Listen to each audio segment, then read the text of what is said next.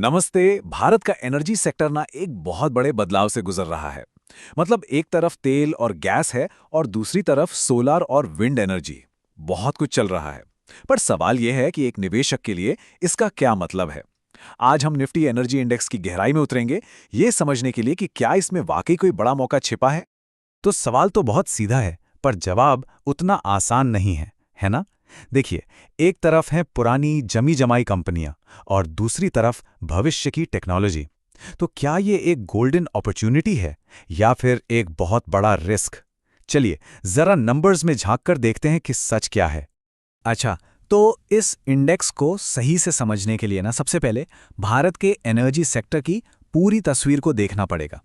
ये सिर्फ कुछ कंपनियों का ग्रुप नहीं है, नहीं, ये एक कहानी है। एक कहानी कि कैसे हमारा देश अपनी एनर्जी की ज़रूरतों को आज और आने वाले कल के लिए पूरा कर रहा है।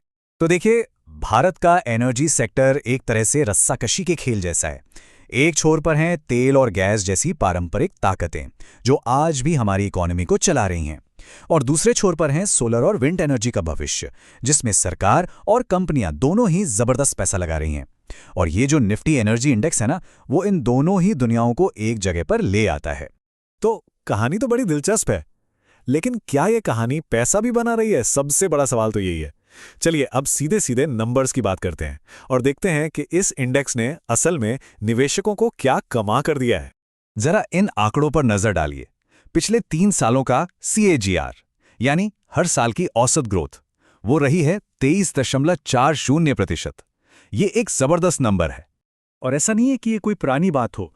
पिछले सिर्फ एक साल की भी बात करें तो 19.25% का शानदार रिटर्न देखने को मिला है। और तो और इस साल की शुरुआत भी काफी मजबूत रही है, लगभग 6.4% की बढ़त के साथ। तो ये तो साफ है कि यहाँ कुछ तो बहुत सही हो रहा है। लेकिन रुकिए, सिर्फ अच्छा परफॉर्मेंस देखकर पैसा लगा देना सही नहीं होता। यहीं पर काम आता है PE रेशियो, यानी प्राइस टू अर्निंग्स रेशियो।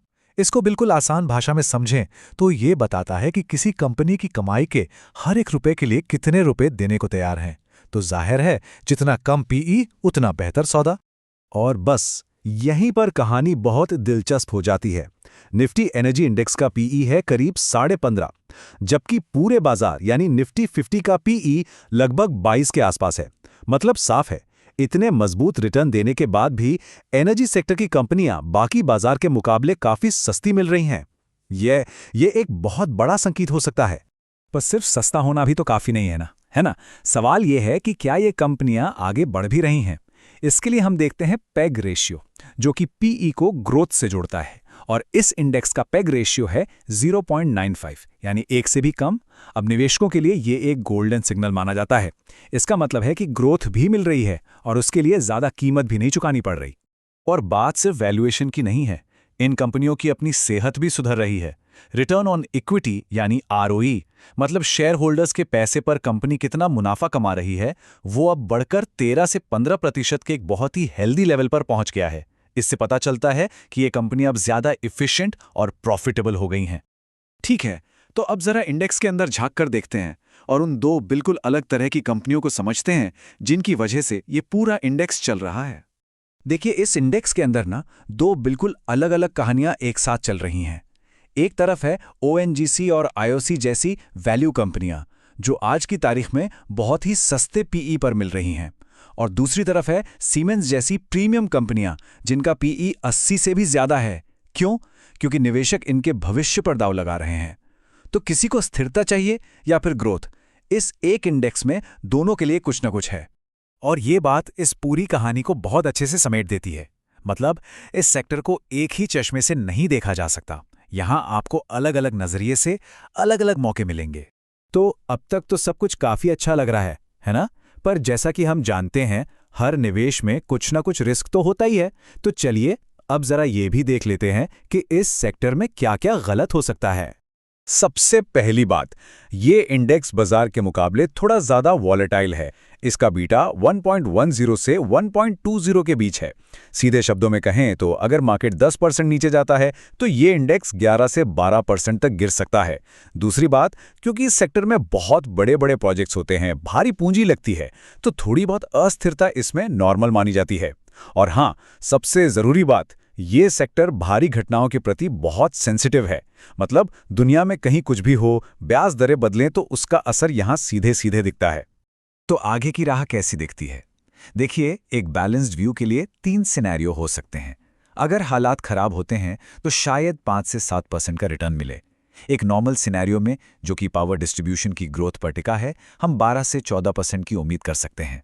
और अगर सब कुछ बहुत अच्छा रहा तो ये रिटर्न 18 से 20% तक भी जा सकता है। तो सवाल ये उठता है कि इन सब बातों को ध्यान में रखते हुए एक निवेशक क्या करे? इस सेक्टर को कैसे अप्रोच किया जाए? चलिए एक मुमकिन स्ट्रैटेजी पर बात करते हैं। यहाँ एक 2-pronged स्ट्रैटेजी यानी 2 तरफा रणनीति अपनाई जा सकती है। पोर्टफोलियो में स्थिरता के लिए पावर ग्रिड और एनटीपीसी जैसी कोर यूटिलिटी कंपनियों पर फोकस किया जा सकता है, जो एक स्टेडी कैश फ्लो देती हैं। और फिर ग्रोथ के लिए एबीबी और सीमेंस जैसी एनर्जी इंफ्रास्ट्रक्चर कंपनियों को देखा जा सकता है, जिनमें कैपिटल बढ़ने की अच्छी क्षमता है। और ये जो टेबल है, ये हमारी बात को एकदम साफ कर देती है। देखिए, यहाँ 3 अलग अलग प्रोफाइल की कंपनियां हैं। ONGC, एक क्लासिक वैल्यू स्टॉक जिसका PE काफ़ी कम है। NTPC, एक स्थिर कोर यूटिलिटी। और फिर है हिताची एनर्जी, एक प्रीमियम स्टॉक जिसका PE आसमान छू रहा है। ये इस बात का सबसे अच्छा उदाहरण है कि इस एक सेक्टर के अंदर कितनी ज़्यादा वैरायटी है। तो घूम फिर के हम वापस उसी सबसे बड़े सवाल पर आ जाते हैं। हाँ, नंबर्स तो ये कह रहे हैं कि यहाँ वैल्यू है, यहाँ मौका है। लेकिन असली सवाल ये है कि क्या भारत का एनर्जी सेक्टर भविष्य में होने वाले इन जबरदस्त बदलावों और जोखिमों से निपट पाएगा? क्योंकि इसी एक सवाल का जवाब ये तय करेगा कि ये निवेश एक सोने की खान साबित होगा या नहीं।